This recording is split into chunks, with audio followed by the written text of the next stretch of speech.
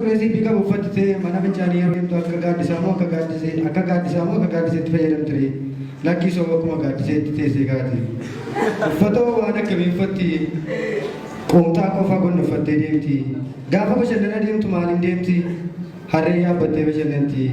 Garuu farda kee arginaan fo'attee fooxaa keessa kaawwachuu barbaaddi. Akkam uffata yeroo jijjiirratti lakkii bonaaf ganna fooxaa itti jisitee deemti. Dhuguma kophee biraandii uffatti sofaadha shabatee godhattee deemti.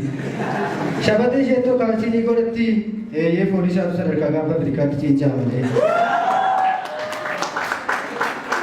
Akkam dhugaatii waan akka miriindaan dhugdi lakkiin dhugdu. Maal dhugdiree ajjii dhugdi. Hayyee akkam ispoortii wani hojjetti eeyyee ni hojjetti garuu itti deebitee ofiin kufti. Gaafa naan jedhu maal taatee namicha nana ati ragaaraa doosa mootummaa jedhu fanfuulii waliin bulbultee naan sammuun si alba'e moo kan oduu si gaafa diddiistee kan biraa natti odeessitu ani waa'ee seetanaan si gaafadhe malee yooma waa'ee qomchee bilishaa si gaafadhe. Jedhee gaafa naaree biraa sokku innis natti lallabee siiniin gurbattiiwwan kuroonana ati sinumayyuutu jara beektu na gaafattamoo atuufaadha cillimaa sa'uudha malee kana utuu jara kanatu bilaa jaalalaa wantu seetana kan biraa barbaadamoo naan jette. Anis namittiin tashiitaa jetti kana booda nama tokkoon gaafadhu bakka seetanii teessi jedhee yaadu mara ofii kooti deemee seetana kana ijaan arguun qaba jedheen ofii kooti seetana barbaadu eegale. Tarii seetanni kun dhagaa fi marga keessa taa'uu jaallattii laata jedheen jalqaba irratti laga bishaanii barbaadu karaarra bu'een deeme. Anis karaarra yommuu deemu fuuldura dudduuba koos namni hin jiru. Garuu utuma deemuu sagalee tokko dudduuba dhookooti. Kottas hin jiraanoo kan jedhamu dhaga'e. Garuu gaafa garagalee ilaalu namni hin jiruun itti fufee deeme. Ammas xiqqootuun ture sagalee danuu siin jechaa jiraan kottuu na barbaadaa jirta miti jedhu dhaga'e. Ammas garagalee yeroo ilaalu homtuu hin jiru. Ani saaree muudii irratti qabachuu dhiisi iddoo beellamaatti kottuu laguma bishaanitti walagarraa jedheen deemsa kootti fufe.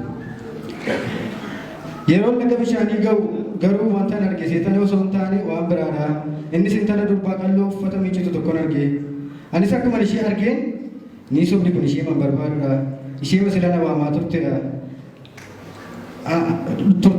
Har'a qabamtee tagaan diina koo bilbiliif fentariin kee har'a isaan sin baasu jedheen qattisee bira ga'e. Anis akkuma bira ga'een amma gaanatti sin beeku waa taraadhaadha ani immoo faaraadha. As geessisan ishee waduu keetii akkan uffata uffattee akka namaatti natti mul'achuu keetitti. Isheenis maal odeessitaa jettee fuula ishee gaafa gara kootti galgalchitu lakkaa isheen intalaadha jorgee ishee ollaa keenyaatti. Anis rifadheen nan qoosii anoo nagaadha miti ati akkamni jajjabaattaa foonitti hafuuratti nageenyi kee badhaadha miti ittiin jedhe. Isheenis nagaa kooti maalan ta'a jetteeti seetama tokkotu na qora malee naan jetti. Anis homaa miti amshiraadha seetana kana sirraa wattanii bilisa si baasaan ittiin jedhe.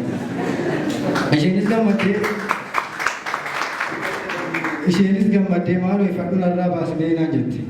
Anis harka koo ol qabeen bishaan fuudheetti facaaseen yaa hafuura seetanaa nana amma dafii xibaara kee manyakii kee dhiisi dafii yeroo shan iyyii keessa bayi. Ilmoo gidi raasii abboomaa jira akka namicha hoogganaa sanaatti allaakii akka waraabessa guyyaatti yuusi bayi keessaan sin jedhe bayi jedheen abboome.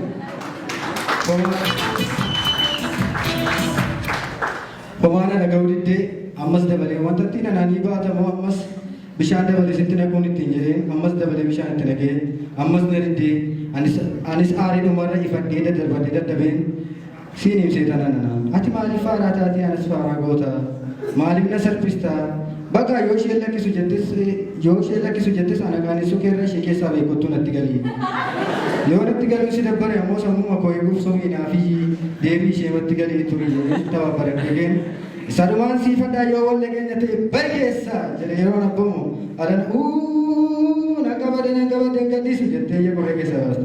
Anis callisi ati seetana kormaa moo dhaltuudha jedhe gaafa naan dhaltuu naan jetti. Maal ati immoo seetana faaraa akkamiti dhaltuu taatee dhaltuu akka kee keessaa maal fuuta tarfaasaa habaadhaasaa faatti galtu jedhe ammas gaaffii daldalaa afara kute. Eessarraa dhufte maal gochee dhufte dafii natti mijannaan Goojjamirraa dhufee farda tokko hatee deebi'aa jennaan na qabatte kunuunsitti naan jette.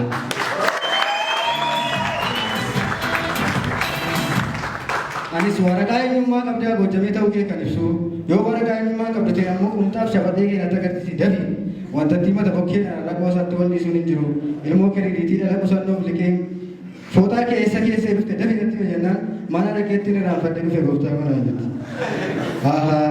Qoyama qoricha kee argateera. Siiniif seexana gangalattu sanyii warra qomseenana ammatu maqaa namicha mataa daabee leencicha bosona keessaa wittisuu fi qurxummicha garaa garaanaa jala garaan loosana tun sitti waame iyyitee ni baatamoo hin baatu jennaan maaloo anaaf jettee miti ofiyyoo baduun barbaade maqaa sanatti waaminaan jette. Haadhoo maaliif na balleessa gaafa ittiin jedhu isatu si balleessa miti. Anatu gaafati maqaa sanatti rooftu naasoo keessa darbee dandee albaatiin qabatu yeroon alba'u sana immoo albaatiin sun sitti bu'uu danda'a jedheen siif sodaadha jette. Anis albaatee biyya balleessita malee qoosaatti si dhiisu amma tiyyite keessaa baatamu maqaa namticha gooftaa keessan asitti waamudha jennaan nan ba'a gooftaa kunaan jette. Tole anis ammas hin baasa rifeensi kee dheeraa moo gabaabaadha jedhee gaafannaan dheeraadha gooftaa kunaan jette. Anoo eessatti si baasu atoo waraqaa eenyummaa si qabdu. Sanuu rifeensi kee dheeraadha Oromiyaa keessatti yoo si gaddise yoo shaneera jedhanii si hiiru maal si godhee jedhe. Eeshi eessatti si abboonuu jennaani eeshi maaloo gooftaa gojaarmaan akka deemu achitti na abboonaa jette. Anis araqee farsoon akka ciccirre beektamitii garuu gaafa ittiin jedhu isheen maaloo akkas taanaan anuun deemu gojjamitti na deebisi naan jette. Isallee si galchuullee si galchaa dursa gaaffii si gaafadhu naaf deebisi jedheen ammas gaaffii kootti fufeen meeqa laatanii qabdanii jirtu ittiin jennaan noonoo baay'inni keenya miliyoona jaalanaa jette. Anis maal isinoo uummata naannoo tokkoo taatu erga akkas ta'e maaliif gaaffii abbaa biyyummaa gaafattanii saba naannoo tokkoo hin taatanii jiraatanii jennaan sammuu sanni federaalizimiin bulaan jiru naan jette. Amma intala kana maal gochuuf itti galtee karoorri kee maalii yeroo baay'ee sin maaliif yeroo baay'ee sin maaliif shamarran qofaa keessaa jitu nu warra hidhaattoo maaliif hin galtanii jedheen gaaffii hafuura ishee kute. Isheenis tokko gaala ishee irra taa'uufan itti galee lama fuudhee biyyaa baasee Ameerikaa keessa joorsuufan itti galee. Nu warra dhiiraatti kan hin galleef immoo nuun dhiirota keessaa kan hormoonii fi seelii dhiiraa qabu hin jiru. Kanaaf isin ittiin galu garuu karaa isaanii isin miidhaa oolanaa jette. Dhuguma iyyuu kunoo gaala ishee takkaatti miti anas fuudha malee kan naambisaa jirtu. Kanaaf waliigaltii keenyarraa yaada kaaseera isuma sirrii ijii keessaa bahi jennaan na jalaa jalliste. Bakka an jallisin erga nuti wal fuudhee lachuu keenya fuudhee Ameerikaa keessa nu joorti gaan ittiin jedhee tole si joorta nagadhee si gaa maaloo naan jetti. Anis gaaffii dhumaa tokko qofan si gaafadha. Ammati filannoo baranaa filachuuf kaarrii filannoo fudhatte ta'uu fudhanne ittiin jennaan. Iddoon morka taa'anii jedhetti maal gocha afaan kaarrii filannoo fudhaa qawwee hidhannoo malee.